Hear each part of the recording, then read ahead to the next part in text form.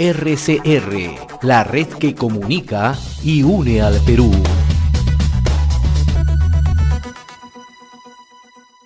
A esta hora vamos a saludar a Gustavo Nakamura, él es vocero en temas de materia educativa de Fuerza Popular y a su vez es un especialista en políticas de educación pública. Le agradecemos, como siempre, la amabilidad de compartir esta comunicación con RCR, Red de Comunicación Regional. Qué gusto saludarte, Gustavo, muy amable como siempre. Hola José, ¿qué tal? Qué gusto. Muchas gracias por la acogida nuevamente. Bien, la importancia de conocer cuáles son los ejes principales de Fuerza Popular, ¿no? Conversaba hace unos días contigo y ustedes basan su plan de gobierno en materia educativa en 4 documentos, ¿no? Uno de ellos es la Constitución Política de 1993 en materia educativa, también la Ley General de Educación, ¿no? Y también el Acuerdo Nacional en el año 2020, ¿no? Y también el Proyecto Educativo Nacional que fue elaborado por el Consejo Nacional de Educación, ¿no? Que está proyectado hacia el año 2036, ¿no? En ese horizonte, son los ejes principales que establece el plan de gobierno en materia de educación de Fuerza Popular? Muchas gracias José. Mira, esos son los documentos oficiales, por decirlo que tenemos como referencia. Y en el tema del Acuerdo Nacional es importante mencionar que son las conclusiones que se dieron después de mesas técnicas centrales y regionales, ¿eh? Es importante porque esto se llevó a consulta regional. Y esos acuerdos han sido parte de estos pilares que llamamos. Mira, Fuerza Popular va a trabajar bajo 4 pilares o 4, ¿no? Y a partir de ahí en 8 ejes, ¿ya? 4 pilares cuando hablo es el tema de bienestar, y con lo que vamos a buscar es el bienestar del estudiante, de la familia, y en concreto con el acceso al sistema educativo, que se enganchen los que no están, mejorar los que ya tienen o potenciarlos. Cuando digo acceso es educación básica, educación tecnológica, superior tecnológica, educación superior universitaria. El segundo punto, que no deja de ser muy importante, es el tema de la equidad, porque cuando mucho se habla de igualdad, pero pocos hablan de equidad.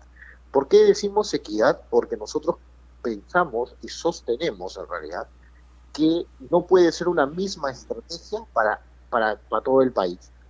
Cada región tiene una particularidad y tenemos que ver diversas estrategias para poder llegar de acuerdo a las condiciones y a las necesidades de esa zona. Voy a ponerte un caso concreto. No es lo mismo desarrollar educación técnica productiva en el sur de Perú, que trabaja temas mineros, por ejemplo, y temas de agricultura, que trabajar temas de desarrollo tecnológico en la selva. No podemos decir que tenemos que formar en los dos lugares lo mismo, porque la actividad productiva es distinta. Esto es importante. Y todo esto está orientado a un tema de calidad del servicio, de la mejora de conseguir los logros de aprendizaje y, por supuesto, desde la ciudadanía. Construir una nueva ciudadanía, pero en la libertad, que hoy está siendo amenazada justamente en el país. Entonces, esos son los 4, si quieres, pilares fundamentales. Y de ahí trabajamos 8 ejes que se van diversificando para toda la educación en general, desde el ciclo 2, que es inicial, hasta la educación superior. Pero ahora también estamos trabajando en conjunto el ciclo 1, de 0 a 3 años, donde es un tema salud, proyección social y temas educativos. Ahora, y en todo este engranaje que ustedes están proyectando, ¿cómo interviene el docente? ¿Cómo interviene justamente el magisterio? ¿De qué manera se va a incorporar a las políticas públicas, ¿no?, que se van a implementar? Gracias por la pregunta. Fíjate, dentro de los ejes que te decía, los ejes de trabajo, hay uno que tiene que ver con directivos y docentes. Y ahí Fuerza Popular ha sido clara ya la candidata en mencionar algunas medidas. Uno es respetar la carrera pública magisterial como meritocracia. O sea, nosotros nos vamos a tumbar la meritocracia. Es importante conseguir la meritocracia porque hay muchos docentes que sí han conseguido los objetivos. Pero también somos conscientes que muchos les falta porque no lo hemos preparado adecuadamente como Estado, no estamos cerca, no hemos llegado a las competencias necesarias y por eso vamos a formarlos. Sí vamos a evaluar el tema de los procesos de acceso y de ascenso. ¿Para qué? Para que el docente pueda llegar a tener mucho más rápidamente una mejor remuneración, que es lo que están pidiendo los docentes. ¿Ok? Y eso es pero dentro de la línea de la meritocracia. Y el segundo punto, un segundo punto, y es importante, nosotros vamos a reducir la burocracia papelera que le llamamos, donde el docente se enfrenta actualmente, el docente público y también privado, pero el público que me dirijo a ustedes, ellos saben muy bien que están haciendo informe para el director, informe para la UGEL, informe para la región, informe para el especialista, informe para el Minedu. ¿Y en qué momento preparan clases? ¿Y en qué momento tienen tiempo para su vida personal y familiar? Eso se va a acabar. Con el Consejo Popular en el gobierno, definitivamente menos informes, más trabajo pedagógico en el aula para conseguir los aprendizajes. Y un tercer punto que lo mencionó la candidata, y que muchos creo que no se ha escuchado bien en el magisterio peruano, es el reconocimiento de la deuda social, que ellos han dicho. Todos los gobiernos los han toreado, que sí, que no, que sí. Bueno, en el caso de Fuerza Popular les ha dicho, vamos a reconocer, nos tenemos que sentar para ver cuánto es la dimensión y qué forma vamos a poder pagar esa deuda social. Y estamos viendo algunos mecanismos, ¿no? Algunos podrá ser económicamente, pero entenderás que la caja actualmente no existe tanta caja para pagar todo, pero puede ser por vivienda, o otras medidas que estamos viendo ahí con el economista Luis Carranza, que se incorporó al equipo técnico, para ver qué medidas podemos hacer para reconocer esa deuda social de los docentes. Ese es un tema central, ¿no? Porque siempre es una demanda de los profesores del magisterio, ¿no? El reconocimiento de una deuda social que se arrastra ya por décadas, ¿no? O sea, lo que se está buscando es encontrarle un mecanismo, ¿no? Para facilitar justamente el cumplimiento y lo más importante es que esto se traduzca en un bienestar hacia el docente de diversas maneras. Podría ser a través, como tú lo acabas de explicar, a través de programas o proyectos de vivienda o otros horizontes productivos que también le pueden generar otro tipo de ingresos a los docentes, ¿no? Por supuesto, es un reconocimiento a ellos por la labor que están haciendo, pero también hacer un corte, José, porque si no, esto va a seguir creciendo, ¿no? Y la consecuencia de estos años que ha crecido es porque no hemos sido capaces de decir, bueno, docente, maestro, reconocemos tu labor, vamos a ver cómo solucionamos. Cuando hemos tenido bonanza económica, ¿eh?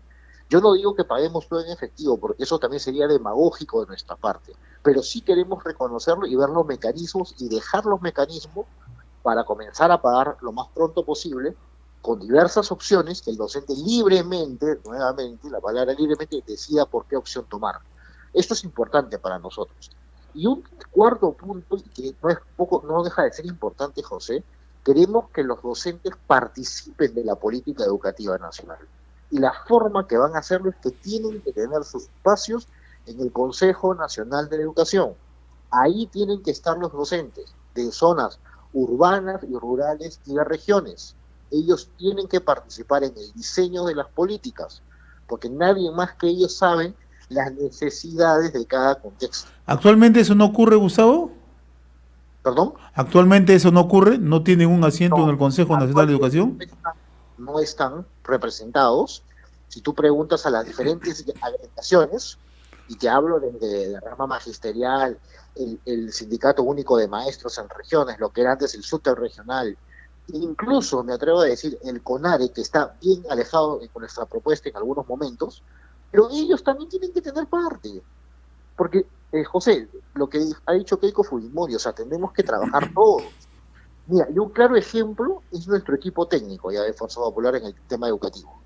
Nuestro equipo está conformado con personas de diversas instituciones y gente de otros partidos políticos. Y ya lo puedo anunciar, acá casi en exclusiva, es que se une a nuestro equipo Guillermo Molinari, ex viceministro de Gestión Pedagógica, que estuvo en la gestión con el señor Pedro Pablo Kuczynski, con el señor Ide Bessler.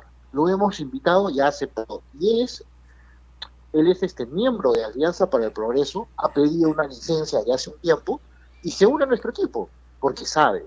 Y así hay otras personas que irán saliendo sus nombres, porque la idea es hacer justamente un trabajo articulado por el país, ¿no? Hay docentes que están entrando, están en el equipo técnico, no tengo la autorización todavía para dar sus nombres, pero docentes de aula, con eso te digo, o sea, gente que sabe lo que está pasando en el aula están dentro del equipo de Fuerza Popular. Ahora, Gustavo, uno de los grandes retos que no hemos podido conseguir en el país es la creación de una política de Estado en materia de educación, ¿no? Y que ésta siempre ha obedecido a cada quinquenio de gobierno o a cada gobierno, ¿no? ¿Es posible establecer una política de Estado? ¿Se va a hacer este esfuerzo? ¿Fuerza Popular está justamente en esa tarea? Por supuesto, y por eso que creemos que es una política de Estado, tomamos los acuerdos, las conclusiones del Acuerdo Nacional. Tomamos el proyecto educativo nacional que va al 2036. O sea, no estamos dejando todos los documentos que incluso Fuerza Popular no ha participado en algunos de ellos, sí en el Acuerdo Nacional, y lo hemos tomado. O sea, yo como vocero ahora digo, hemos tomado estas iniciativas porque hay que crear una política de Estado a largo plazo, hacer cosas a corto plazo y a mediano, y dejar el camino claro y listo para un siguiente gobierno, para que continúen estas políticas. Por eso estamos recogiendo políticas anteriores. El tema de beca 18 es muy interesante, el tema de Pronave. Tenemos que incentivarlo y crecer a las zonas más alejadas del país, por ejemplo. Entonces, eso vamos a continuar. Medidas como los colegios de alto rendimiento, que en la anterior entrevista me acuerdo que me preguntaste, es una política buena y hay que continuarla, ¿no? Entonces, hay cosas que han ido funcionando y hay que agregarlos y seguir un camino como política de Estado. Es fundamental porque la educación sea una política de Estado y no de gobierno. Ahora, el tema presupuestal, que también es un tema central, un tema meridiano en la educación, ¿no?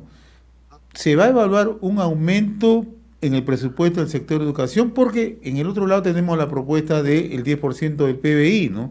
Pero en el caso de cómo están trabajando el equipo de Fuerza Popular en educación, justamente en el tema presupuestal, ¿qué horizonte tiene, qué proyecciones se tiene para justamente generar, ¿no?, un mejor desarrollo en el tema educativo, que no solamente pasa por el tema salarial, el tema de infraestructura, pasa el tema también de una generación de capacidades, etcétera, etcétera, ¿no?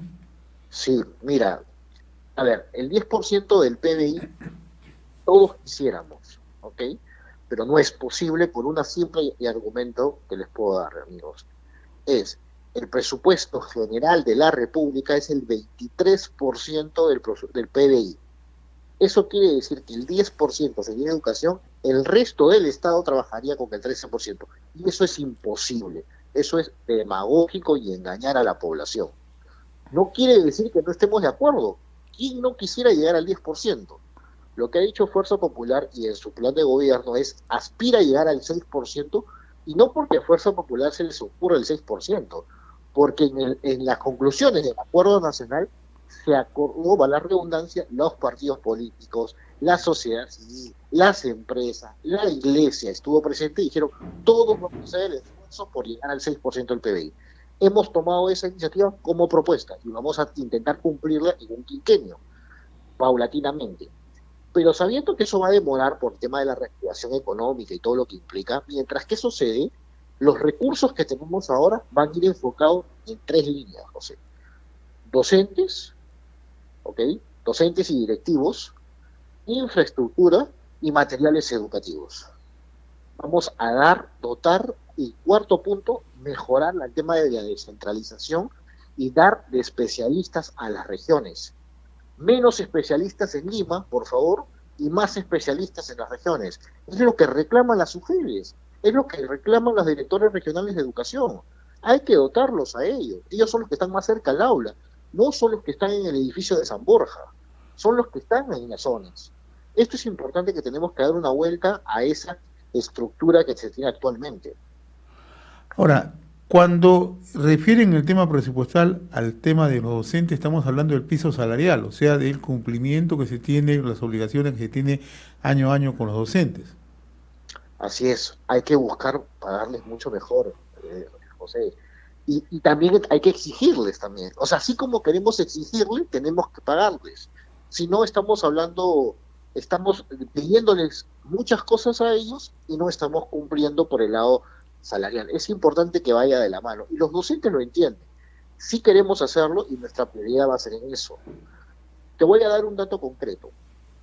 Actualmente, nosotros hemos mapeado y tenemos información que cuántos trabajadores se tienen en el sector. la prioridad va a ir a regiones y vamos a dejar de trabajar con órdenes de servicio y consultorías de ese estilo. Tenemos que fortalecer al equipo de gestión dentro del MINEDU, sí consultorías de formación, cuando se tenga que dar con las universidades, tendremos que seguir trabajando con ello, pero las famosas órdenes de servicio se van a cortar. ¿Por qué, José? Porque esa plata tiene que ir a temas de recursos educativos. Todo suma en este momento, ¿eh? Todo suma para ir a dotar donde se produce el aprendizaje y donde se van a dar cambios, que es el aula, que es la escuela. Ese es el cambio que se quiere dar. Priorizar el aula y menos burocracia. Otra de las preocupaciones, estamos dialogando con Gustavo Nakamura, él es vocero en temas de educación, el plan de gobierno de Fuerza Popular, ¿no? El tema de la SUNEDU, ¿no? La gran pregunta es cómo es que se va a orientar el trabajo con la SUNEDU y el tema de la reforma, ¿no? ¿Cuáles son, en ese sentido, las políticas que se van a seguir? Gracias por la pregunta. Y como ha dicho la candidata Keiko Fujimori, se va a reconocer a SUNEDU como está. Es decir, vamos a apostar por la meritocracia y el ordenamiento que ha habido en el tema de la SUNEDU.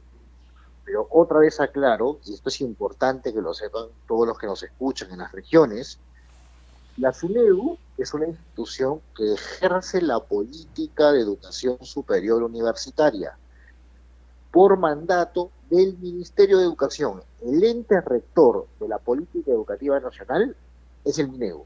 La SUNEDU es un ente ejecutor. Y por lo tanto ha hecho cosas positivas y tenemos que rescatar las cosas positivas que ha ordenado. Pero ¿qué tenemos que trabajar inmediatamente, José, con el tema de SUNEDU? Es ver esa cantidad de estudiantes que se han quedado sin el traslado porque sus universidades no fueron licenciadas. Aproximadamente son 240.000, 230.000, 40.000 estudiantes. O sea, no podemos decir al Estado como Estado, es irresponsable decir, te cierro la universidad y ve dónde tú estudias, a ver si tu universidad te consigue el traslado. Esos mecanismos los estamos viendo ya. Una forma puede ser con subvención, con el tema de becas, pero otras también con arreglos con las universidades en el sentido de conversar con ellos y llegar a un acuerdo para que el estudiante se traslade con la pensión mínima, no me pongan la pensión más alta. Discúlpame, todos se tienen que mojar en este momento, la empresa privada, y están dispuestos, porque hemos tenido conversaciones con ellos, para que el alumno pueda ser trasladado y así todos puedan alcanzar y estos chicos no se pierdan. Y en el tema de SUNEDU, es importante decirlo, creemos que los procesos tienen que ser un poquito mejorados y afinados, pero SUNEDU es la etapa del licenciamiento, la etapa de inicio. Tendremos que ir pensando para una famosa acreditación, pero eso será paulatinamente. Primero cerremos bien el proceso de licenciamiento de universidades con el SUNEDU, ver el impacto que ha tenido y preocupémonos, ¿sabes qué?, por los institutos tecnológicos. Eso es muy importante. Los tecnológicos que están abandonados y ellos tienen que pasar ahora por este proceso y seguir con este proceso para ampliar la oferta. ¿Y cómo se va a afianzar el tema de la reforma? ¿Ustedes están trabajando también en esa línea? ¿Sobre la reforma universitaria? Sí. No, sobre la reforma universitaria lo que hemos dicho es vamos a mantenerla, tal cual. O sea, nosotros somos respetuosos en el tema de la reforma universitaria. Son cosas que han mejorado, han hecho bien al país, José, en el tema del ordenamiento. Lo que sí tenemos que buscar es que se mejoren los procesos y ya depende del Congreso en realidad si se levanta la ley de la moratoria que ya va para las universidades licenciadas, porque ya vamos casi 12 años de moratoria y necesitamos una mayor oferta, ¿no?, de cobertura. Por ejemplo, algunos soñamos, algunos que como propuestas nos han dado, ¿por qué no una Universidad Nacional de Ingeniería tenga filiales? Nosotros podemos acompañarlos a una zona alejada del país, puede ser la ciudad de Cusco. ¿Por qué no tiene una filial en Cusco? O en Puno, por ejemplo, la UNI, o la Agraria, o la San Marcos, las tres universidades emblemáticas que tenemos. Las tres están en Lima. ¿Por qué no tenemos filiales en estas zonas? Con apoyo nuestro, del MINEDU y de la SUNEDU. ¿Por qué no? ¿No merece un chico de Puno tener también la misma calidad que un chico de Lima y estudiar en una Universidad Nacional de Ingeniería, sin desmerecer a las que son de allá, que también se respete y hay que fortalecerlo, pero puede darse el caso? Y eso no es mercantilismo, estamos apoyando una iniciativa de la educación pública. y a los que quieren también la privada, que pueden darse el caso. Pero eso ya va a ser facultad del Congreso de la República si es que amplía o levanta la moratoria, ¿no? Ahora, finalmente, Gustavo, la propuesta de la construcción de 3.000 colegios, 3.000 centros educativos, ¿no? La gran pregunta es cómo se va a financiar, es posible hacerlo, hay quienes consideran que simplemente es una propuesta para atraer, captar a electores, ¿no? ¿Esto es realizable? Es realizable. Mira, algunos he escuchado que nos han dicho cómo van a construir 3.000 colegios, quiere decir un colegio y medio por día. A ver, ¿vamos a contratar a una sola consultora? Imposible, ¿no? Tenemos que contratar a varias que no tengan que ver con corrupción. ¿Y por qué no contratar, o sea, a empresas de construcción regionales de la zona para darle trabajo a esta gente que necesita? Ese es un primer punto. Segundo punto, las instituciones educativas va a pasar algo, José. Hay algunas que se necesitan mejorar o refraccionar a cierto nivel. Estas son las más rápidas que se pueden trabajar. Y tendremos que trabajarlo apenas ingresemos en un futuro gobierno. El ministro de turno tiene que trabajarlo para esperar el inicio del año escolar en el 22, si es que se regresa la presidencialidad paulatinamente. Entonces tenemos 6 meses o 7 meses para que las escuelas estén listas, porque hacia atrás no sé qué ha pasado con ese presupuesto y no sé si están trabajando.